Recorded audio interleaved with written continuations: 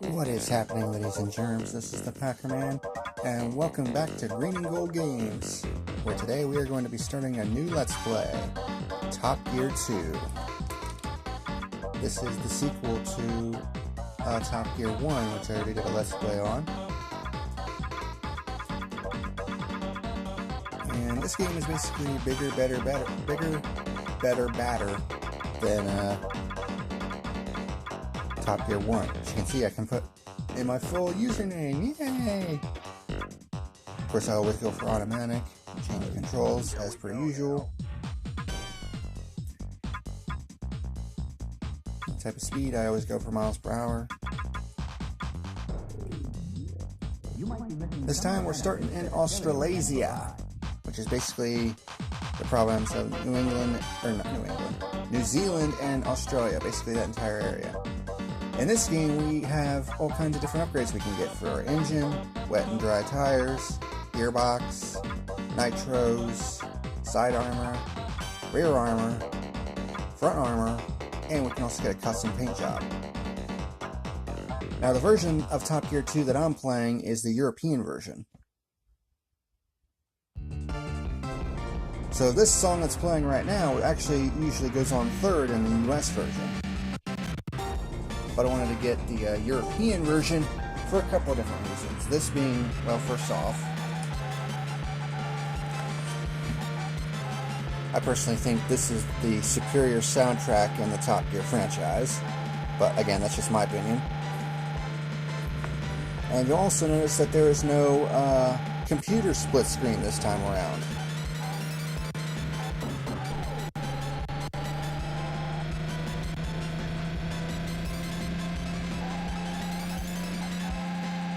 It honestly makes the game look a lot better. It gives you a lot better field of vision too. And in this case, I'm playing on my new controller, so none of that goofy, all of a sudden, controller shutting down for no stupid reason during this Let's Play, which is great. This game is also a lot bigger than Top Gear 1, and by that I mean Top Gear 1 had 32 racetracks spanning across 8 countries. In this case, it's double that. 16 countries, which is 64 races. That's a lot of racing. Of course, you're going to see the a lot of the same locations that Top Gear 2 goes to that was in Top Gear 1, but we're also going to see a lot of new locales and all new tracks as well. And the fuel gauge for this game is kind of redundant because there are no pit stops in this game. They decided to do away with them for Top Gear 2, which is a little bit of a shame because it did add a little bit of a strategy to it. I do like the fact that they did put some realism into it with the damage that you could receive to your car. That can make it easier to get spun out if your car gets damaged a lot, or if the front of the car gets damaged a lot, your engine suffers as a result. Which is why the armor can be important later on in the game. One of the things that's different from the European version to the US version is the fact that in the US version, when you take the lead, you're shown as the only one on the map. But in the European version, the second place car is shown on the map to show you how far ahead you are. Why they took that out for the US version is beyond me, because that would be extremely useful.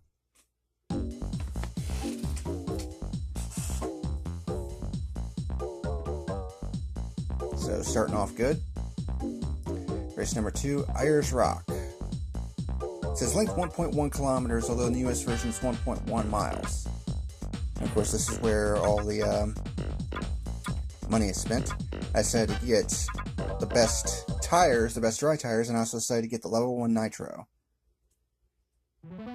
Or level 2 nitro, as it were.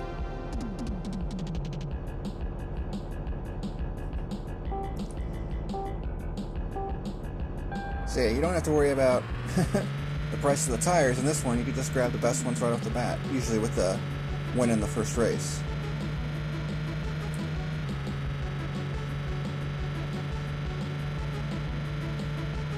Of course, this song remains in the middle.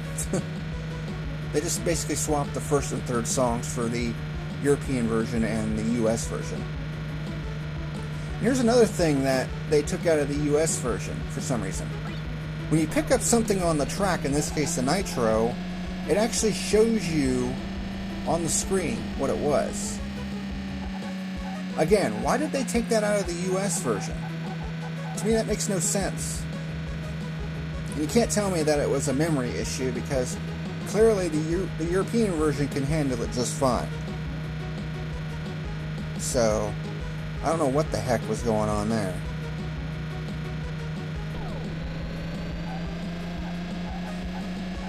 But as per the usual, for this Top Gear 2 Let's Play, I'm going to be showing you the first two. I'm going to show you 2 countries per episode. In this case, we're stopping at Australasia, or Australia if you want to be technical.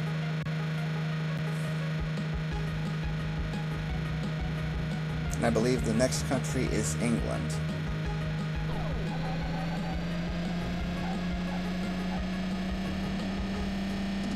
It's kind of funny because England ended the Top Gear run in the first game, but in this case it'll be like it's early on in the game, and in this case the United States is going to be the last country we go to, as opposed to the first, which was the case in Top Gear 1.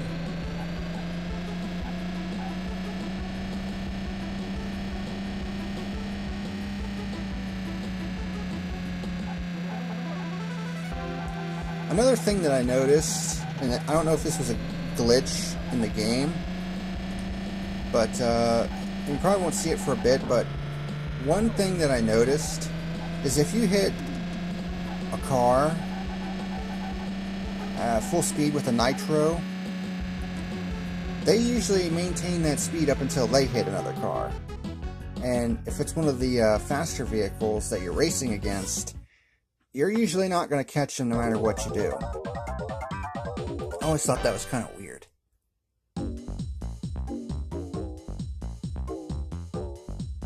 So starting out with 2 wins, and again this is on championship difficulty. Next up, Canterbury Plains, the first night race. I think it's cool that they also show you what time it is too.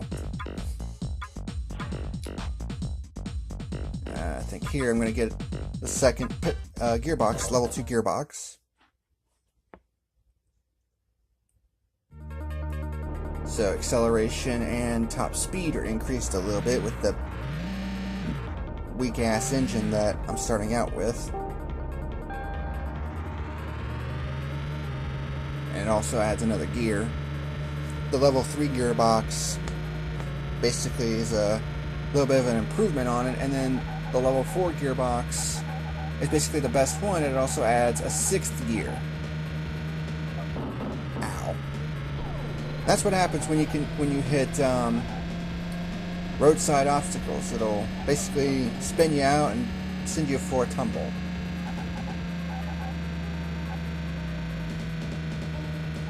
But of course these cars must be made of adamantium or something, because did a tumble and we're still going fine.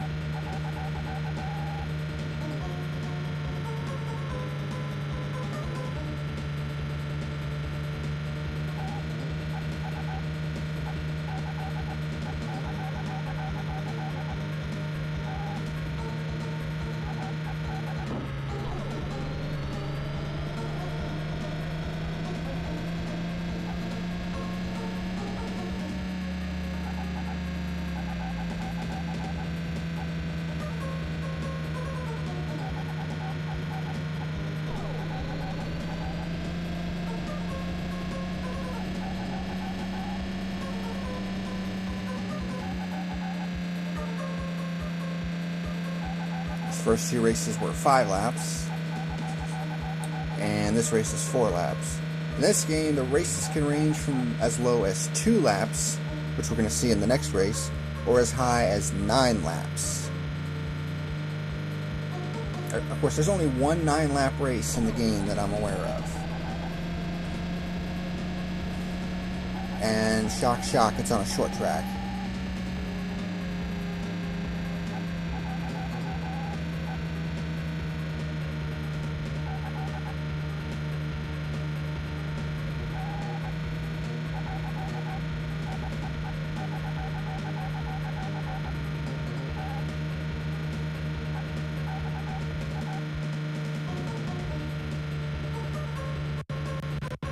Lag.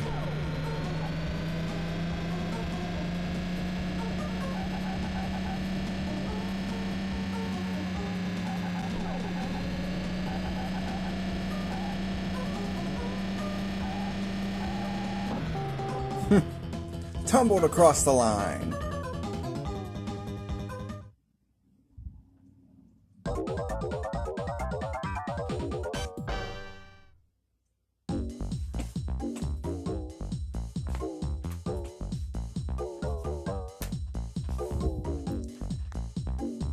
Alright, next up is Sydney, Australia. 3.2 kilometers, 2 laps. And notice the weather, it is raining.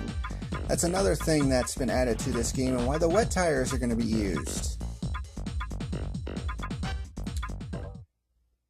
There's actually changing weather conditions in this game, which was quite revolutionary for the time. Because I don't think there were too many other racing games that actually had this kind of changing weather conditions. And it actually does have an effect on the grip of the track. If you go too fast with a nitro, you can slip and slide all over the track.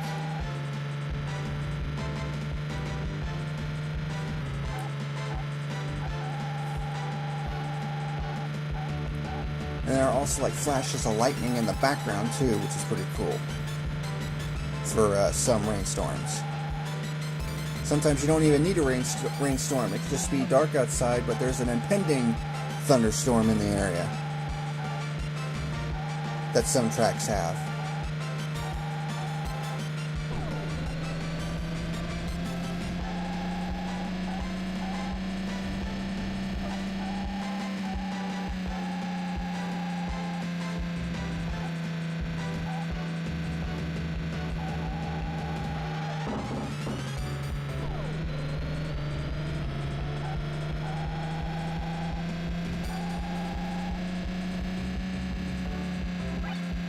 You can also pick up money icons in certain races as well.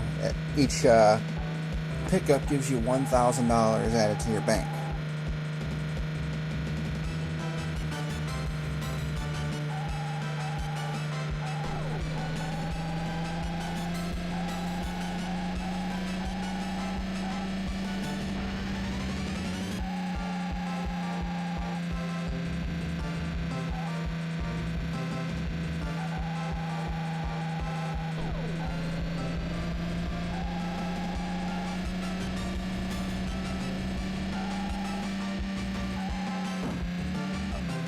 And yes, there are jumps in this game as well. I try to avoid them as much as humanly possible because they actually really slow you down.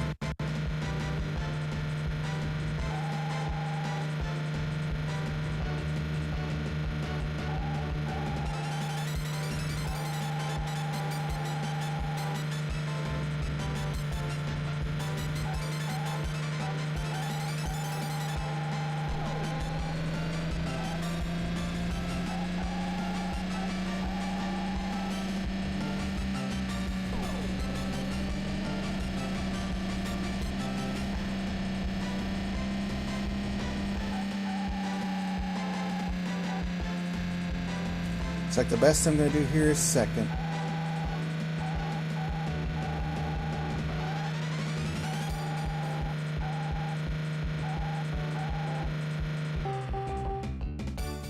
Oh well, second's still not too bad. Of course, you earn the same amount of points as you do cash, and only the top 6 earn points. In this case, you can finish in the top 10, and after each country, you get a password. save your progress. And as I said, we're going to Britain now. Loch Ness, 1.6 kilometers, 4 laps, very early in the morning, and as a result, it is super foggy.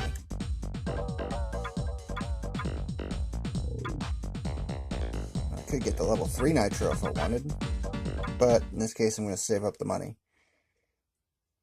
Yeah, to advance to the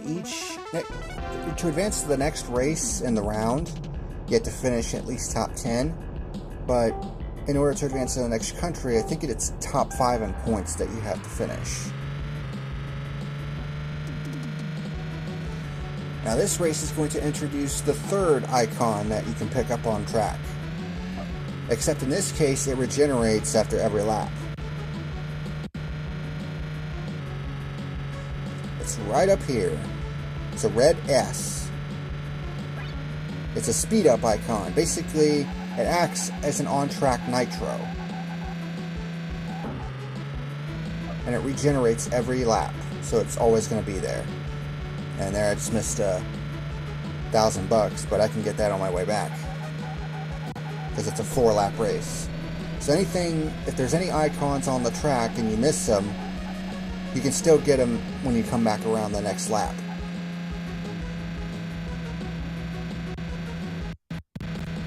And some more major lag.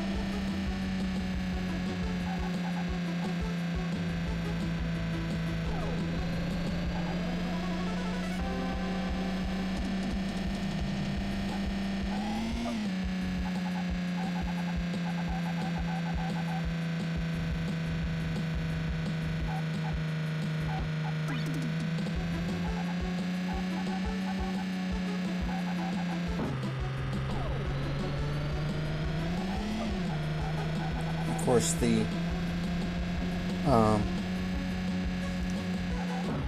damn it. Of course, the talk bubbles appear at times.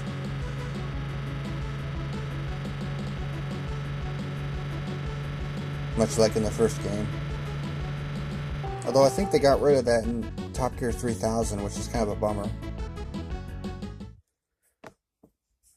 And that's another race victory.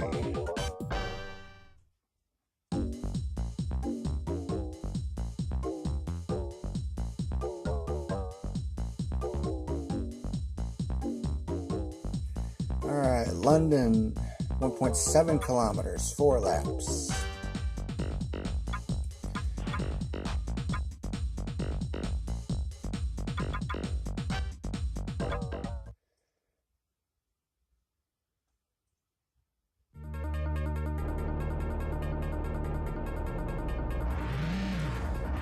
This track is a bit of a pain in the ass, mainly because of the first turn.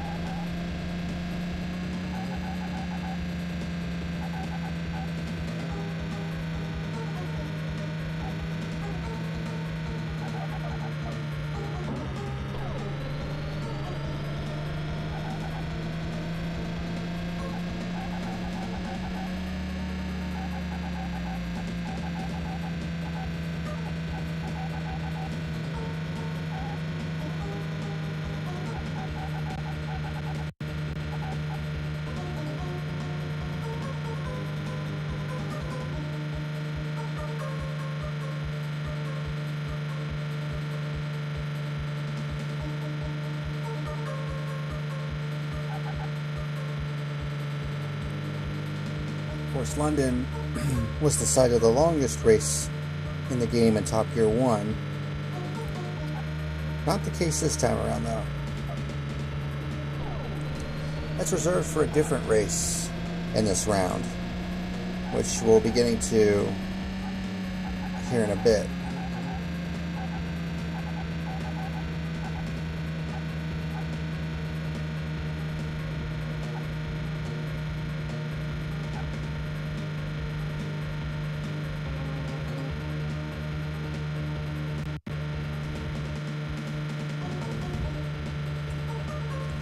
Although this race is a pretty long one too.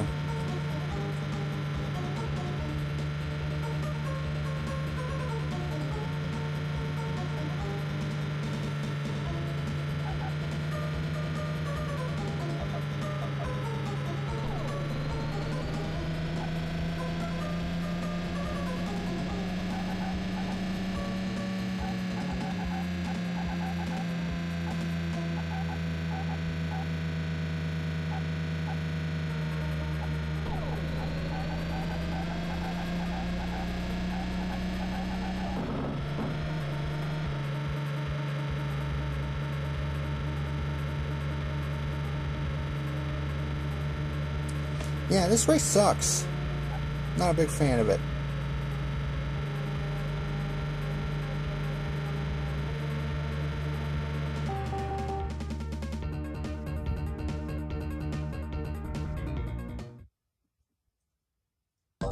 So I'll earn $3,000 this time, and 3 points.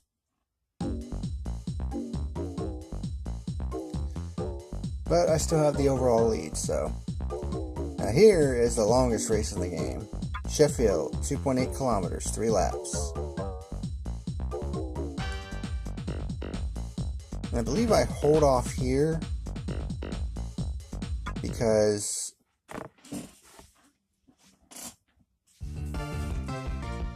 there's quite a bit of cash that's on this track near the end of the lap.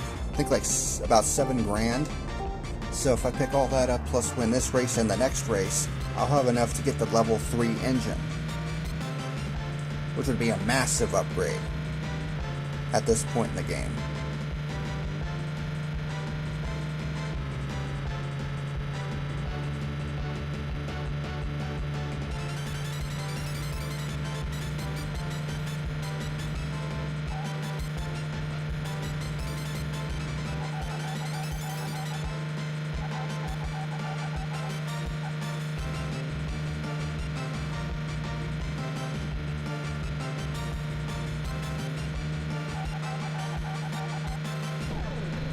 For whatever reason, this track has pockets of water on the track, which can knock your car around a little bit.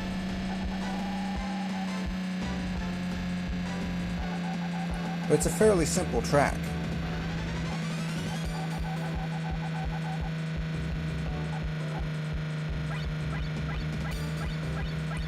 And yes, indeed, it was $7,000.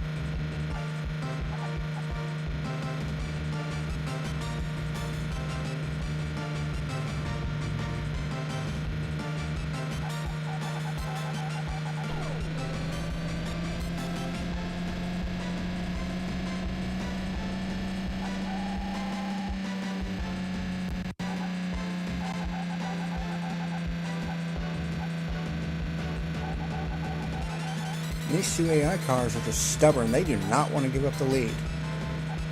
You can barely see the gray one, so it kind of blends in with the track. There we are, we have the lead. Into the final lap.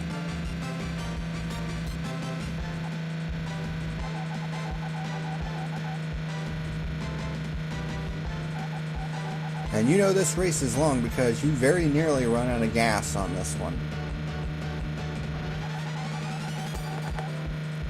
But again, in this game you don't have to worry about pit stops. So like I said before, the fuel gauge is redundant.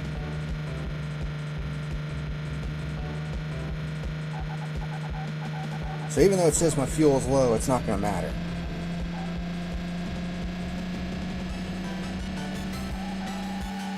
And because of how long this track is, you never see any back markers.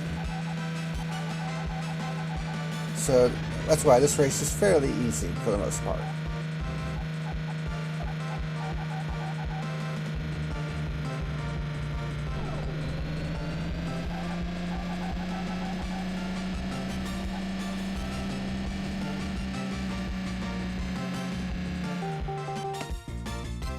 One thing you'll notice with the tracks as well is that they do a lot of crisscrossing, figure 8 style tracks, which is something that they didn't really do in Top Gear 1. So that's quite a change from the original as well. And now, final race of this video, Stonehenge, 2.2 kilometers, 3 laps. This was the race that ended Top Gear 1. But now it's relegated to the 8th race on the calendar in this game. And it's quite a different layout than the one we saw in Top Gear 1.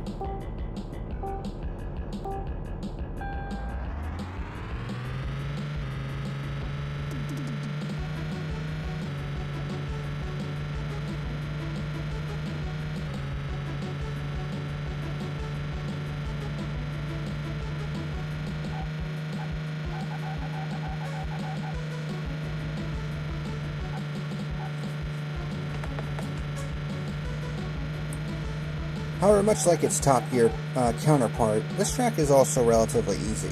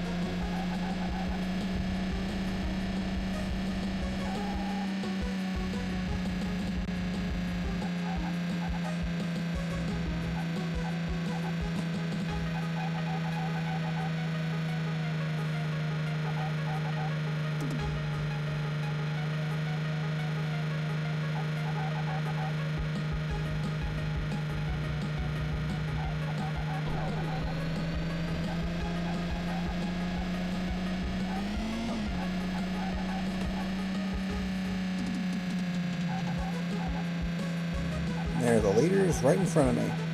And I really do want to try to win this race because then that'll give me enough cash to get the level 3 engine.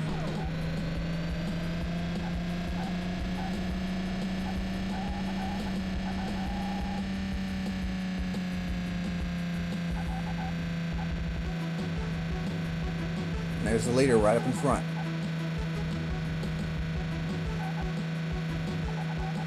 So I've basically got him dead to rights.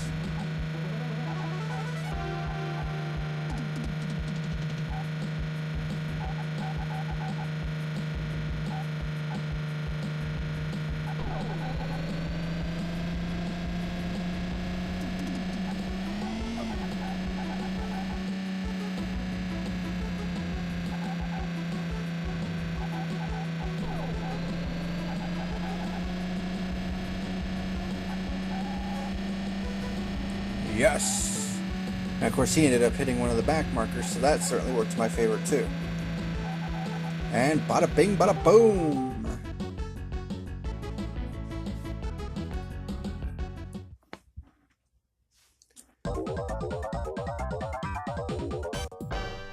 And that'll do it for the first episode of my Top Gear 2 Let's Play.